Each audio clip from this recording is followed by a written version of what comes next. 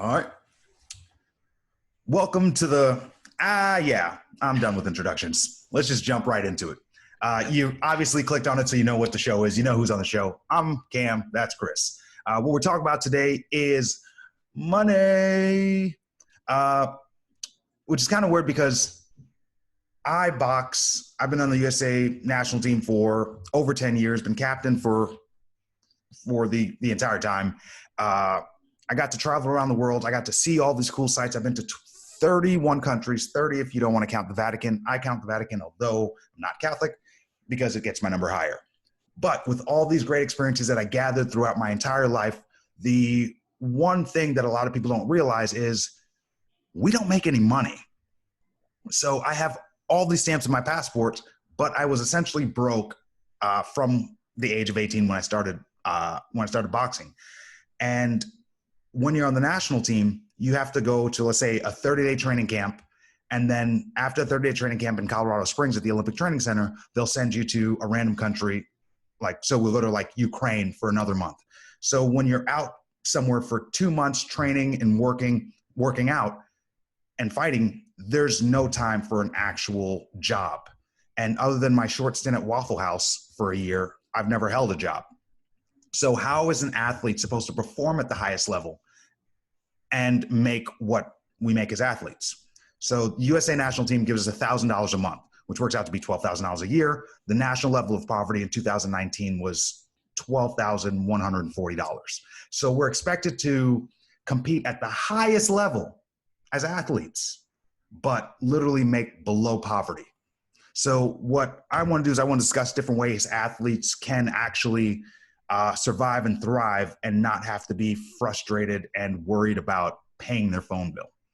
Right. So today, Cam, I think it's going to be all about how does the athlete monetize their performances, monetize their athletic ability. And I think we'll break that down into different ages. We'll probably break that down to different sports. If you haven't seen already, for those of you watching or listening, if you haven't seen Counterpunch on Netflix, that will further explain. It's a documentary on boxing. Cam is in it. It'll further explain what he just portrayed to you in much more detail over a longer period of time. It's a great watch. Highly recommend. But yes, so let's talk about the difference. So from your perspective, Cam, let's I guess start at the beginning of your career. I think chronologically would be a good way to do this. At the beginning of your career as a young athlete, what could you have done differently? So what would be your advice be? Try to make it a cross sport and then also boxing specific, but what would your advice have been to the young athlete? My advice is, I would say first thing you need to do is understand what you're getting into. And if you're willing to accept the financial consequences that come with chasing a dream, fucking chase it with everything you've got. I was able to do that because, and I'll speak as a single person without children. Because if you have dependents, you can't take these risks that I'm going to be speaking about. But if your number one goal is maybe becoming world champion or be an Olympian in your sport or be at the top of your sport or whatever your dream is, understand the risk, understand the consequences. If you're willing to take that, go balls deep. And what would the risks be? What would the risks be for the young athlete? So I'm thinking junior high school. I'm coming into this talent. I can try to monetize this in the form of a scholarship, maybe in the form of future endorsements. But at the time, it's really scholarship or bust because there's not much you can do to monetize a 15-year-old or even a high school kid. There's not much you can really do there. So are they thinking scholarship? Are they thinking risk reward in terms of injury and that, or what? What's going on? I'll push it further than just middle school or high school. I'll push it further to adulthood because many sports and many Olympic sports, other than the basketball, the swimming, these athletes don't make money. So whatever I'm saying can be applied to middle school, junior high school, college athletes, and adults. This is all athletes across the board because amateur sports means you're not getting paid. Now, in junior high and high school, the things you'll have to sacrifice is, not drinking for the first time with your friends and sacrificing fun. And of course, you're going to have to understand those are the sacrifices you're going to need to make to become successful in your sport. And also, you don't need to be fucking drinking in middle school or high school anyway, or college. Now, as I would say for when I was 18, I kind of saw the path of the Olympics. And I figured if I go to the Olympics, if I make the national team, I'll have a bunch of sponsorships. Then I'll go to the Olympics. I'll make millions of dollars. So what I did, the first thing I did was I dropped out of college because I'm 18. Who the hell needs a college degree when I'm about to be a rich fucking heavyweight champion of the world? And then I chased the dream. And then in 2012, after winning the Olympic trials, right before I head to London for the Olympics, I was kicked off the Olympic team and suspended for a year, and I wasn't able to cash in on that Olympic dream. And that's when I realized, oh shit, that's what everybody is talking about with college. Now, personally, I don't think you have to take the route of college, but I would say if you are going to take a path and chase a dream, let that dream be big, but also have a secure backup plan to fall back on. And I didn't have that. So what I decided to do after 2012, when I returned to boxing, I decided I needed a backup plan financially, and that backup plan was idiotically stand-up comedy. Another thing that makes less money than boxing. Anyway, stand-up comedy led me into public speaking. And I decided to pursue public speaking full-time after the 2016 Olympics. And that's when I kind of realized how many dollars are out there for athletes to grab. And I decided to do it through youth speaking. It has the lowest barrier for public speaking. And I was filled with regret from not doing this earlier in my career, because being an athlete is universal. No matter what your sport is, everyone understands the hardship, the sacrifice, the hard work, and all the traits necessary to be successful in a sport is the same traits it takes to be successful in any avenue in life. So athletes have universal lessons that they can teach everyone. And you should probably enter in the low barrier of entry of youth speaking. And that's the avenue I decided to go through. So it sounds like from your experience, what I'm hearing your advice would be for the junior high school athlete. If we're going to do this chronologically, the young athlete is chase the dream if you feel like you got it. Have a backup Even if you don't plan feel like to you have it. monetize. Even if you don't feel like you have it. Why is that? Because no one thought I had it. And I wasn't even sure I had it. My parents never supported me boxing because they said I had weak wrists. I never made a sport I never made a sport before. I never played a team sport. I never made the team. I tried 7th grade, 8th grade, 6th grade, 7th grade, 8th grade, 9th grade. Then I stopped because I wasn't going to make it. So it was unlikely that I would make it, but I decided to chase my dream. So even if no one thinks you can make it and you have your questions, I would say still chase the dream. Okay, so here's my question. What do you say? Because I've had these athlete clients who most of them went to college and then some form of professional sport didn't pan out for them. What do you say to my 25-year-old selling Liberty Mutual Insurance, former athlete who thought he was going to make it, but didn't focus on his school? He chased the dream, didn't get it, and now he hates his life. What would you say to that person? That dream that I spoke of earlier, that's really up here. What he needed was a backup plan to fall back on. Now, if we're going to speak on college athletes, a thing that I realize college athletes don't do is you're in college sports, you're living the life, but you don't realize how irrelevant you truly are. Because the second your jersey dries from your last game, no one cares about you anymore. So what you need to do is utilize the platform that you have as an athlete while you're an athlete to build your future for tomorrow.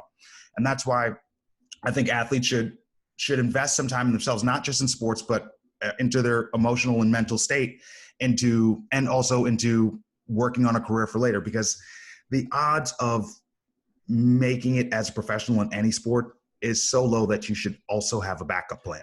So I guess I'm confused, because when I was originally trying to summarize it for you, it sounded like you were saying if you have the potential, chase the dream, but make sure you hedge your bets. And then you said, no, chase the dream no matter what. Even if you don't feel like you have the potential, chase it no matter what. Which to me says I have 7 days a week, 24 hours a day. It's a finite amount of time that each human being on planet Earth is provided. If I'm chasing a dream that doesn't match with my ability or my talents, that takes time away from time I could be spending on the hedge bet. That takes time away I could be spending on learning to utilize a platform versus the sport the platform actually is. That makes sense. Instead of going balls to the wall and trying to become, if I'm a Division III football player, instead of trying to make it pro, listen, I'm not trying to discourage those who have the ability to do something sport-wise professionally. But I am the bearer of bad news when it comes to, listen, I have to do this with parents. Listen, your son's not hot shit. Your son's not hot shit. He's probably not going to go D1. This is what it is. And if we don't reel him back and his ego back, he's going to spend a lot of this finite time on something that is not going to produce the outcome he wants. So I guess I'm kind of confused as to what the advice would be. Do we chase the dream? Do we not chase the dream? Do we tell the young athlete, the junior high, high school athlete? It depends on kind of what your trajectory is. How much do they hedge their bet versus, because remember, this is about finances. How much do they hedge their bet on securing their future financially versus chasing after a dream that may not monetize anything? Good question. That's risk for reward. Now, when I say if you don't believe you have potential, if you're 5'3" and you can't shoot a free throw and you can't dribble, do not chase the dream of a basketball. Do not chase the dream of basketball. But if you feel like you have a shot, even if you're scared, I would say go balls deep if it's worth that much to you. Because granted, I'm not rich. I chased my dream. I had a great time doing it, and it made me happy. I would be miserable if I was making $200,000 a year, but I had to work in a cubicle and I hated my life. Like, that's not of value to me. So I'm speaking about finances, but not on how much money you could make, just enough to live. Right. So psychology has a number for that. I've spoken about this. I don't know if I've spoken to you about it, but I've definitely done some YouTube videos on it. And the number is $75,000 net. Now that's going to change based on inflation. I think that study actually came out in 2013. It's been replicated since. And obviously inflation is going to change those numbers, guys. But $75,000 net for a household income is considered enough money to prevent unhappiness. So when we look at the literature, we don't study happiness in psychology. We study what's called satisfaction of life. And in satisfaction of life studies, that's the number that we're looking for. So when I have a young athlete I'm working with or their family, I say, listen, to me, it's a business approach. To me, I take it you're a businessman or a businesswoman, and your athletics is going to either, fuel you towards a particular business, whether that be the sport itself, or it's going to open doors. I played sports at Baylor, so I have all these connections with former Baylor athletes. Now that opens the door there. But you're a businessman or a businesswoman, and what you're selling is yourself. At that stage, you're selling yourself because you don't have platform yet. And so what I tell them is, listen, you want to hedge this bet in a way that will at least provide the opportunity to secure what is now $75,000 net with your future. And what that usually means is I tend to sway my guys and gals towards a good university that can secure a good job. If I have somebody that's a fringe, that's a D3 player, they're not sure whether they should go pursue it or not, I'm usually going to say, listen, let's try to go the academic route. They don't have to take that advice, but I'm looking at the athlete as a human being, and I'm trying to think about that human being at 25 years old coming to my office and saying, shit, I went D3 and now I have nothing. I have to, with the youngins, my advice is you have to figure out how to get to that $75,000 mark. If you can still chase the dream while doing that simultaneously and hedging that bet, that's the most ideal situation. If you can't, then we need to talk about what your options are. There are plenty of ways to monetize an athlete platform, but you have to have a business-like approach in order to do that. And the sooner we can get the young athlete thinking autonomously, going through my rant model, thinking about how their relationships with others, the alumni they may produce from a certain university, right? That's why you never pick a university based on the coach. Actually, here's something that gets my goat, if I had one. It's your goat. Gets my goat, or whatever the saying is. Fuck universities, okay? Most athletes don't have that opportunity. And the athletes who do have that opportunity are usually people who have more opportunities. If you have the option of either going to your dream sport or your dream job through college, I don't give a fuck about you. There's enough people who give a fuck about you. I want to talk about the athletes who don't have that university path, who would have to go to a community college because they also don't have the resources, or if they're not even in school. So what should they do? Should they dedicate their time? If they don't have that D1, D2, maybe D3 type of talent, do you tell them to continue to pursue it? Yeah, I have D1 talent, but I don't play a college sport.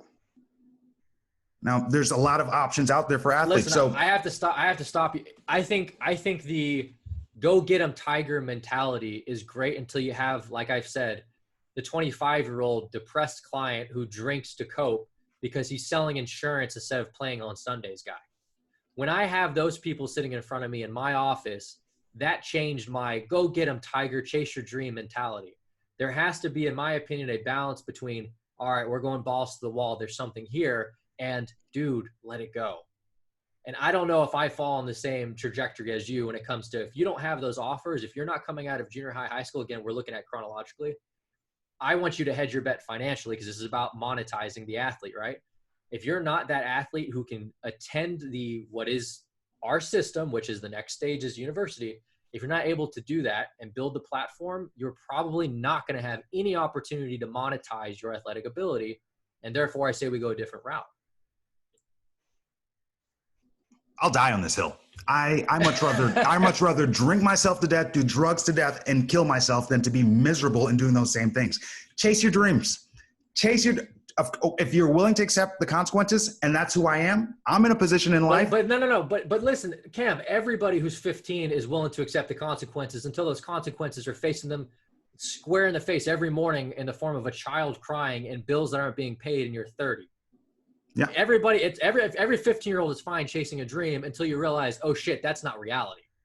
Oh, chase your dream until you have dependence. If you get to the point where like you lost everything and your stuff didn't work out, now you're sleeping on your friend's couch and eating ramen noodles, fuck you, it's worth it. Do it. But if you have someone who, then it could be too late. You may already have too many anchors. And this is what I teach to my young people. Listen, there are milestone anchors across your life that are both beautiful and hindering. Child rearing, beautiful and hindering. There are people who are able to go back to school, and God bless them, who are able to both manage the finance and the time associated with raising a child, holding a job, and going to university. Great for you. I really do. Why are you're stuck on the university thing?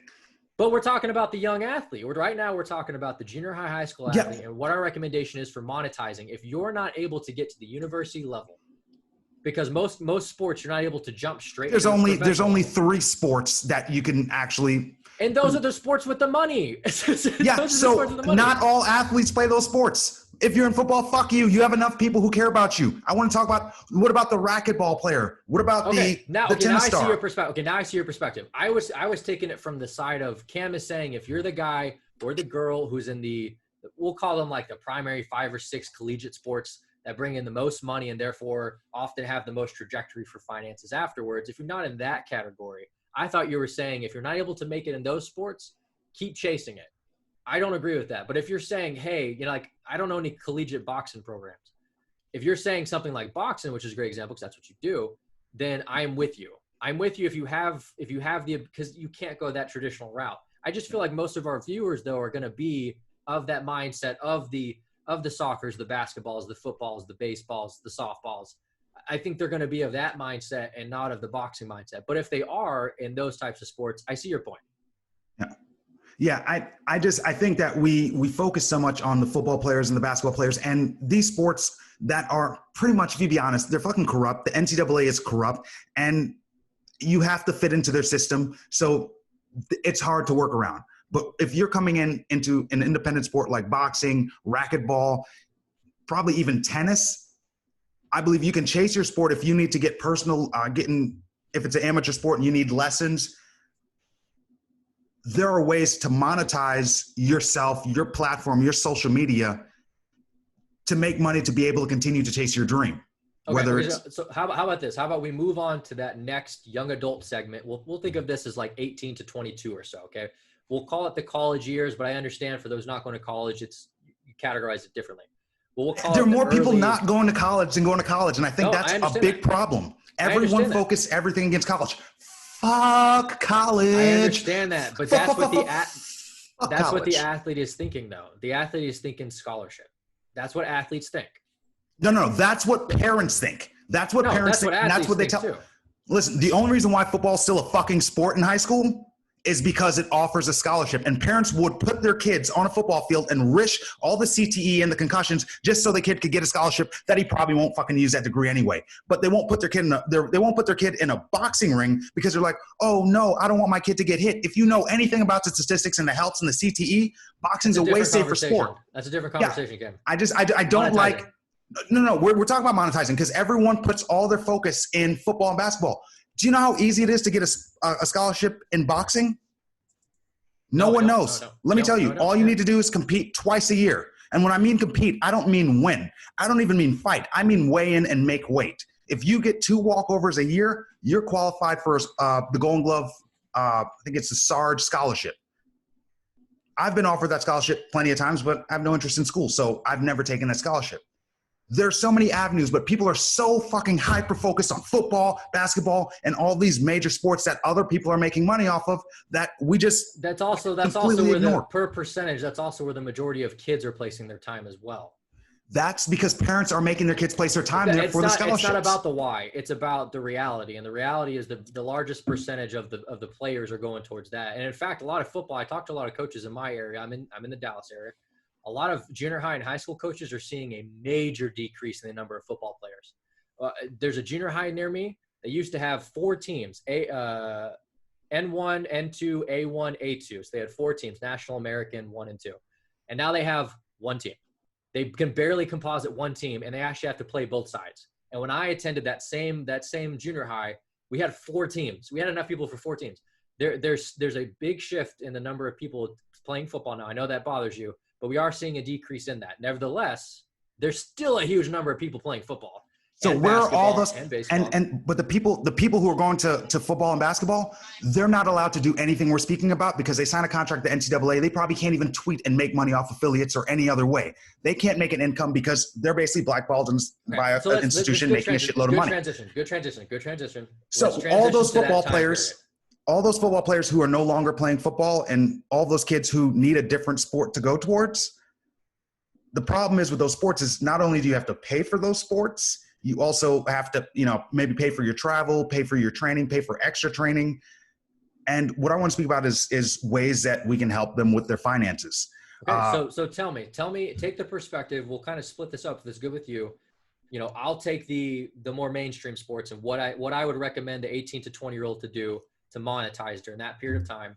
And you can take the non, because you're most familiar with that. And you also have a big issue with the mainstream sports, the NCAA sports. And you can tell that population how to best monetize. How's that work? That works great for me. Junior high, high school. Okay. All right. So lead us off, Cam. So it seems like there's a lot of stuff on your heart right now.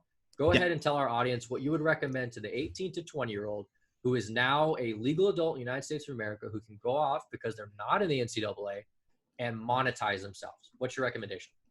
Okay. For one, a lot of athletes who perform at that level, they don't have stage fright. So public speaking is one of the greatest fears in the world. If you were at a funeral, you would much rather be in the casket than at the podium speaking.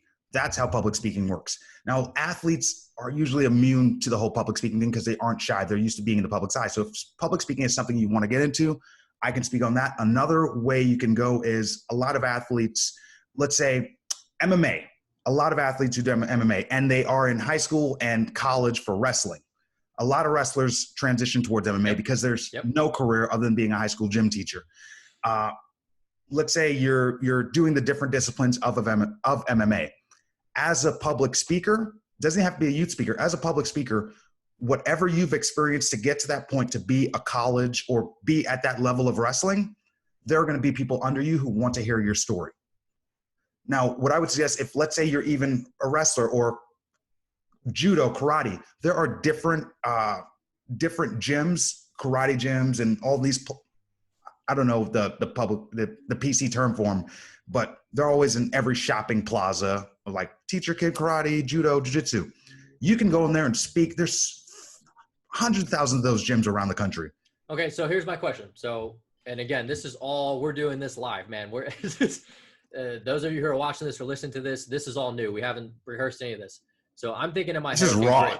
This is raw and real. So we have an 18 to 22-year-old who's not in the NCAA, who is now pursuing a professional career in blank sport that's not associated with the NCAA. Okay. Choose a sport. I'll run with boxing. We'll just do boxing. We'll do boxing. Okay. So now we're boxing, and you're saying this individual, male or female, should go and try to speak at these different platforms. Here's my issue and my question: why should they listen to them? Now let me finish. Now you have a body of work. So when you say, I'm going to go speak at this school or I'm going to go speak at this place, we're like, all right, Cam, awesome, man. That dude has, look at this resume. Holy shit. Like, that's great. who's going to listen to the 18 to 22-year-old who goes and does a public speech? That's why CQC is important. It's a term that I have consistent quality content. This is where you're supposed to utilize your platform. Why should I listen to you? Well, if I were to go online and see that all you speak about is, let's say, I speak on bullying. If you followed my social media in 2017, when I first started speaking, the only thing I spoke about was bullying. I spoke about confrontation. I spoke about fighting. I spoke about bullying. I spoke about bullying at the workplace. I wrote blogs about this. I did podcasts about this. And if you were to check my social media, you would see most people who follow me would be interested in bullying. We speak about bullying, and that's how I branded myself as an expert in bullying. So when I started to reach out to schools to speak, you can see my social media. I grew a following speaking about bullying, speaking about living healthy lifestyles. And that's why people would listen to me. Granted, I won a bunch of things, but I don't even mention that because I realize a lot of these schools, they're not interested in having a boxer come in. So I don't even brand myself as a boxer as much as I could, because they would see bringing a boxer in as promoting fighting. I'm not promoting fighting. What I'm promoting is dealing with confrontation and dealing with bullying. So I would tell those athletes what you should do is use your platform and brand yourself in the direction you want to go. No one's going to listen to you if you don't have anything to offer. No one's going to listen to you if you haven't accomplished anything. No one is going to listen to you if you don't have any life experience. But guess what? Everyone has something to offer. Now, what you need to do is find a way to leverage the lessons you have to offer and make it teachable lessons to people younger than you, especially people in your sport. So when I started traveling a lot with boxing, I used to go to every boxing gym and talk to the kids at the gym. I would ask the coach, hey, just give me 15, 20 minutes. I want to talk to the younger kids in the gym. And I would do it for free, only to practice. I was just trying to get my message across. And it was dog shit in the beginning. And it could be dog shit in the beginning because they get what they paid for. And I would do this for free in every gym. Another thing I used to do was anytime I would see a teacher out in public, if someone told me they're a teacher, I'll say, hey, how would you like to get blackout drunk tonight because you don't have to work tomorrow? And always they're like, tell me more. I'm like, well, I'm a youth speaker and I'm working on a new speech. And I want to come to your classroom and do the same speech for all 7 of your classes. And I would come in that day, I'd tell the teacher, sit in the corner. They have to legally be in the classroom because I'm not a teacher. I would tell them, I don't want you to do anything. Work on your grading test, do whatever you want, read. And I control the class as soon as they come in. And I give them the same 45-minute speech 7 times in a row. And what I would do is I would have the teacher call the principal down and say, hey, at any point, Cam will be speaking to the kids. You can pop in and hear his message at any time. And I started doing that once a week. I would donate a day of my time, and all I would do is work on my message. And after the first speech, I would take little notes in between those 3 minutes in between classes. I'd take notes of things I need to change, things I need to do. And I did that, I would say, over 100 times. I give over 700 free speeches, but that's what made my value so good. And all those principals who came down, all those principals are now giving me testimonials. And I would take those testimonials and reach out to other schools and do full school assemblies. Within a year, I was making 6 figures as a public speaker speaking at schools. Now, what I want to do is teach other athletes how to do this because there's no shortage of schools. There's 136,000 schools, public schools, and 47,000 private schools in America. There's no shortage of schools. Now, I'm not saying you can go into these schools and make $5,000 a speech, but you can easily go in there and make $1,000 a speech, $500 a speech, and the better you get at your sport and the more you actually put into this. So on your off time from training, when you're resting, write speeches, write content, post blogs, be more than an athlete. The talk I actually give to college athletes about this is actually called Being More Than an Athlete, because you need to utilize your time as an athlete to become something else for when your sport is done. Right now, all the speaking that I'm doing, this is going to be my fallback plan. Like, I'm just building an empire to supplement my income as I continue my sport. And guess what? When my sport is over, I got a 6-figure business to fall back on, which I can just now give more time to. So what athletes need to do is learn how to better monopolize their time. So fuck scrolling your timeline on Instagram all day. Fuck reading the gossip magazines. Fuck following Twitter to see what new drama's in the world, except for Black Twitter, because that's pretty awesome. But use this time wisely. Invest in yourself. And when you don't have institutions like a college or a university telling you what steps you need to take to follow your next path, those are I got in trouble for saying this before, but there's no better term for it. These career paths that are instilled for college and universities, those are cookie cutter jobs. Like there's a certain mold you need to fit. You need to take these classes, you need to do this, and then you're guaranteed a job. Now, the great thing about these things is they have job security, and you have something to fall back. Like,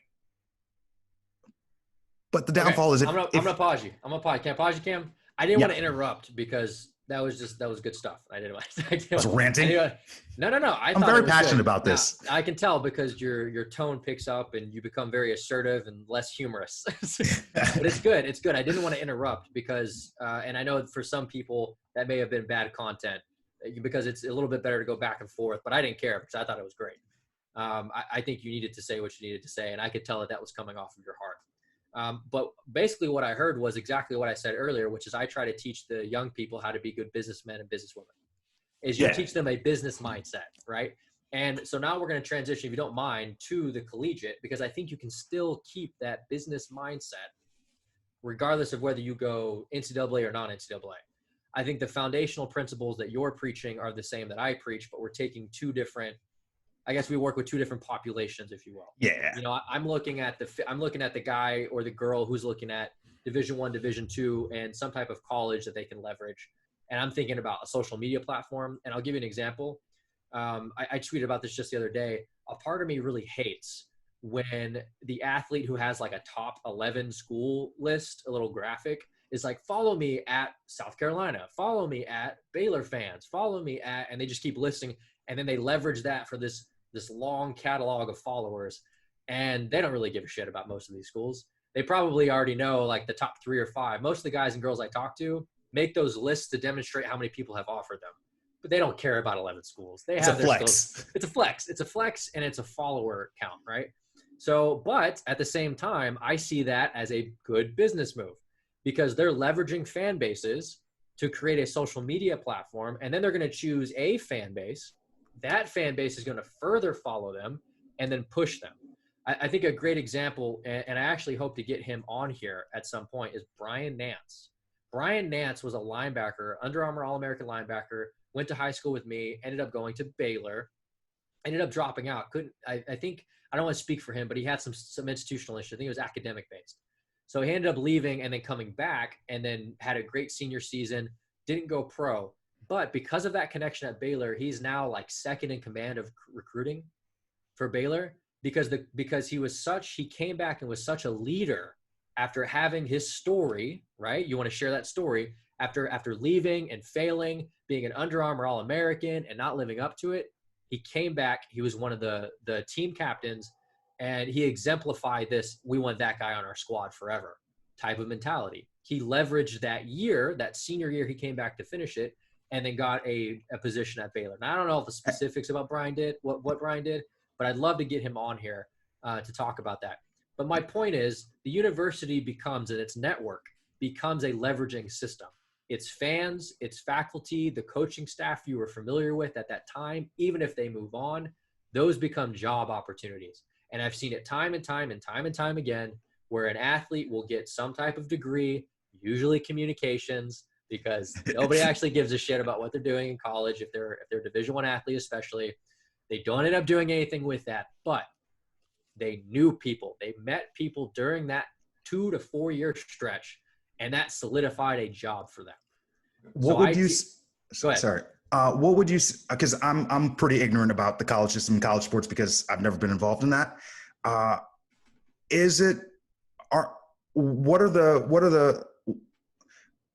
What limits college athletes? Like, can you get affiliate? Can you be an affiliate to programs? Can you actually monetize your social media following if you're in the NCAA? What are the regulations for that? Are you familiar? That is a great question. I am not well-versed enough, I think, to speak to that. I could speak to that, but I feel like I'd be blurring lines that I'm not qualified to speak to. What I would love to do is get somebody on here who could actually do that. I know there's more restrictions than there should be. So if I had to answer your question, and this is me speaking from a place of somewhat ignorance, I feel like I'm more educated than the average person for sure, but I'm not an aficionado when it comes to NCAA rulings. I don't think you can do any of the above. I think all those would be categorized as utilizing your likeness in some form, social media, that's your likeness, that's your account, and monetizing that, whether it's through a jersey sale or through a football signature, I think all of it's a no-go. Affiliate links, no idea. No idea, but I have to guess no. And the reason why is because I haven't worked with any athletes who've even tried it. And I have to imagine they're not all like too dumb to know that they could do that. I have to imagine, and I've seen glimpses of some of these contracts that they sign yearly. They renew their contracts yearly for these scholarships. And these bad boys are pretty thorough. I haven't read one in particular. I bet they are. But they're pretty thorough. They are. But the thing is, and I understand where you're coming from with the athletes who don't go NCAA. The thing is, if you can sacrifice that 2 to 4 years, get the education, build the network, build the platform socially, you're walking out of there with what takes some people 5 to 10 years of branding to do. And you walk out of there and you can focus on you and getting your degree and focus on your sport and building connections. You come out of there with a brand. And that brand is I attended blank, especially if it's a good university. And you can always go back to that and get a job. I would go as far as saying that those athletes who are in the NCAA, I wouldn't say that they should monetize their following, but I would say they should still do the CQC, the consistent quality content. I still think they should brand themselves and they should grow their following, because after they graduate, they could still have that following with them. Exactly. And to further that point, I would go as far as telling those athletes, great, have a large social media platform, blow it up. Be active, but also develop a mailing list, because a lot of people don't understand that your social media followers aren't really your followers. Those are followers on a platform. Because if you posted something and it broke some guidelines, some rules that you didn't even know of, and your account suspended, you're suspended away from all of your followers that you can possibly monetize. Right. And if you get your account removed, you lost connection with all of those people. So if you have a mailing list, you can still have contact with those people. It's all about backloading. My freshman year, these are the things I'm going to measure and collect. I'm going to do that again my sophomore year, and I'm going to build on it. You know, my goals for freshman year were this. My sophomore year is that. Okay, junior year, it's got to be bigger than sophomore year. I've been here 3 years. I've had this platform. I've done community service in this thing. I know that teacher, whatever. And you just keep building and you backlog that. So that way, when it comes time to get out of the NCAA's thumb, you now literally have this basically like, it's kind of like when you purchase a piece of furniture from Wayfair and it has these really easy instructions of how to put this bad boy together. Like that's what going to a good university. And again, when I say good university, I mean D1 or D2. A lot of D2 schools, you can monetize the hell out of that too. North Dakota State's a great example. And I think if you can backlog that and be patient and here's what I'll say. This patience. Here's what I tell my guys and my girls. The university should never use you. There are some facets that you can't control, but you should use the university. Any job that you get, any relationship that you get should be in service to you. Now, that doesn't mean that they're a slave to you, but you should find a way to make that medium in service to you. And if you're going to go to a great school and they're going to say, listen, you can't monetize this, you can't monetize that, your hands are tied. But you can also say, but I'm going to backlog this, I'm going to backlog that, and I'm going to wait, and I'm going to wait. And when it's time to pull the trigger, I'm going to learn all this shit in 4 years, and I'm going to monetize the hell out of it. There's plenty of opportunity especially if you go now. I know I'm kind of harping on the big schools like a Baylor, but if you can get into a Baylor, I don't even care if you sniff the field. Putting Baylor football player, alumni, whatever, by your name and backlogging the crap out of that for 4 years sets you up way in advance, like building a Wayfair check. And that's the problem. Once you just put the Baylor stamp on it, you're good. But most people aren't getting to Baylor. That's fair. But that's why we were transitioning to those people, the people who are going, in my opinion, D1, D2. D3 is a special circumstance type of thing with me. Typically, if the talent's not there, I have to have a hard conversation of, listen, let's try to get you into a university for academic reasons, and let's secure your livelihood. Because I don't know if I want you getting a degree from a D3 school when really you're not getting a degree from a D3 school. You're playing sports, and that takes away time from getting a degree that doesn't hold as much weight. And I would even, and I know this might, actually we're talking about money instead of, because a lot of people who are into sports go to college, as you said, just for their sport. If you have a sport that you don't need to go to college for, like let's say a tennis or a boxing, I would say, and also on the train of fuck college, just go to a trade school right at 18. go to a trade school because you actually start to get paid probably in the first 18 months, depending on your trade. But within the first 2 years, you're going to start making money. You'll be able to have a job while you're actually pursuing your sport. I would if you want to take that route. I would say yes. It just depends on the kid. I think there's a grouping that I would say absolutely, because some are more entrepreneurial in spirit. I had a guy. I'm not going to tell you his actual name, but I always called him Mr. Smiley. This kid, his smile would just light up the room. And when he was 13, this kid was already like, yeah, this is how he was really good in sales and marketing and just like general business analytics. He's this 13-year-old kid. Now he doesn't know what lingo he's speaking, but you can kind of see like the unshined diamond there. Yeah. And I'm like, this is the kind of kid who could do that. But I don't know if all the kids are going to be as savvy as you are. And I don't think they're going to not all of them are as resilient as you were. Because, you've shared your story on here and you shared your bad decisions. I think most people end up being stuck in those bad decisions because they lack the awareness, which we've talked about in past episodes with you. They lack the awareness that you have. And so I would say yes, but it's a case-by-case basis. And when I have a conversation with a family, it's, listen, I think your son is blank. And I can usually reference a PAI test or a PIY test, which are personality measures. I can reference Ocean. I can reference whatever analytic or whatever experience and say, listen, this is my recommendation. Leverage the school, get the degree. But there's definitely a subcategory of that if it's not an NCAA sport, where I would agree with you. Oh, okay. Yeah. I would say, I would just get this out in the air. I have a personal resentment that I'm still working through with the whole idea and concept of college. That's why it seems like I'm kind of hard on college. I don't know. Did you pick that up? Yeah. I'm for the underdog. I'm for the little guy. And what I see college as is a big corporation taking advantage of our athletes as they pass through. And they give them a stamp and say, hey, it's okay that we took advantage of you. You can say, I went to Baylor. And then people will go ahead and promote Baylor and go to the Baylor games and then pay for tickets to watch these players play who are playing for free as you, the Baylor alumni, is still paying your college debts. So I'm a little resentful and I fucking hate college. Listen, I get the perspective. That's a different conversation, which I think we've somewhat had already, and we'll definitely touch on again. Oh yeah, we're going to drop out again. But the thing is, going back to what I said, you can't change that. I think the NCAA is morphing. I think there are going to be changes coming down the pipeline. They're already talking about it right now. A lot of ADs have actually mentioned this whole idea of player likeness payments. No. They've been talking about that for years. You can change it. That's the problem. People like you say, well, you can't change it. That's how the system is. Fuck the system. No. What I'm saying is you can't change it in the sense that an individual doesn't have a seat at the table. It takes a collective whole of saying, we're not going to do this anymore. It takes a collective voice. It takes a reasonable compromise, something logistical that you can present to them. But that's not the point. The point is, if they're going to leverage you, leverage them back.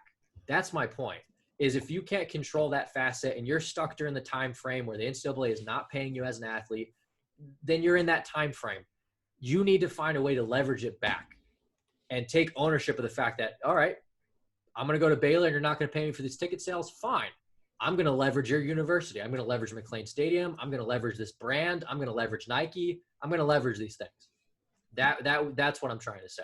And then in adulthood, I think, in my opinion, by the time you get out of that college up to about that 25-year-old mark, I hope you had learned the lessons that we've already talked about. So I don't think we need to talk about adulthood. I think the things that we've discussed so far are the things that you best have by 25. Yeah, anything after 25 gets harder. This podcast ain't going to help you. It's going to need to be way too specific. Yeah, it gets much harder for sure. But I will agree with you on the fact that although I'm against college and I'm all for the athlete and the small guy, I would say I love your aspect and your idea of you're going to be used by the college. You might as well use the college and leverage your time at the college for your future. Yeah, it's like leverage the tuition, leverage the memorabilia, leverage the connections, leverage the coaches, leverage it. I mean, I would leverage the connections. That is one of the greatest things that I've realized that I've done. I've always had I wasn't doing anything with my time other than boxing. So anytime there was an opportunity to volunteer or do something or give back, I had literally nothing to do. Life was great. I would always volunteer or do whatever.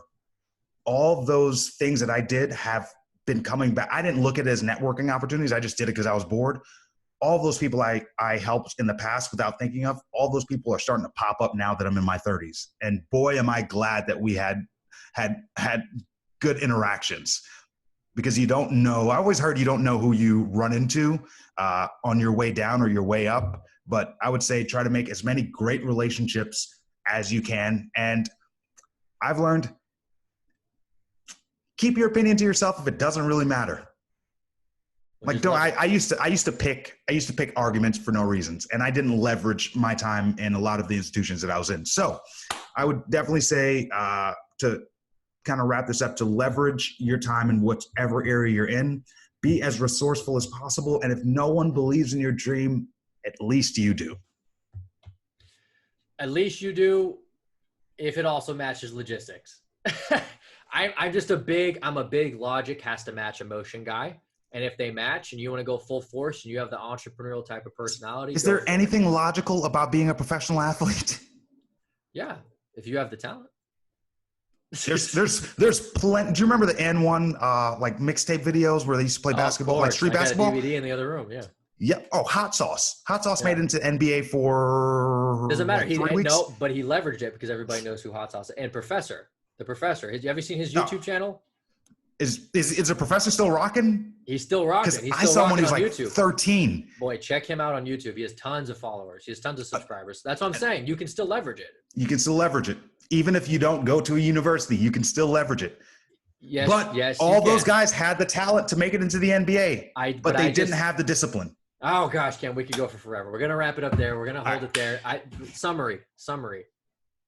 Weigh all your options. End of story. Take the things that we've said to you. Figure out where you're positioned on that, and then weigh your options. It's as simple as that. And find good people. Find people who actually give a shit about you to help you weigh those options. Yeah. Yes. All right, let's wrap this one up. Thank you. This has been one of my favorite ones so far. Yes, this was a good one. I like money. All right, guys. Later. Bye.